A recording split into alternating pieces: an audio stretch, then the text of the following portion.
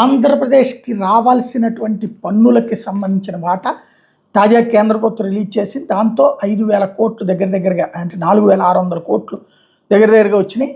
కేంద్ర ప్రభుత్వం రాష్ట్రాలకు ఆగస్టులో సాధారణంగా చెల్లించే పన్ను వాటాతో పాటు అదనంగా మరో విడత కలిపి మొత్తం 1,09,019 కోట్లు విడుదల చేసి రాష్ట్ర ఆర్థిక పరిస్థితిని బలోపేతం చేసి మూలధనం అభివృద్ధి పనుల మీద వ్యయాన్ని పెంచేందుకు వీలుగా ఈ నిధులు విడుదల చేసింది కేంద్ర ఆర్థిక శాఖ శనివారం ప్రకటనలో చెప్పింది. దీనికోసం ఆంధ్రప్రదేశ్కి ఆగస్టులో 4,597 కోట్లు, తెలంగాణకి 2,370 కోట్లు విడుదలయ్యాయి.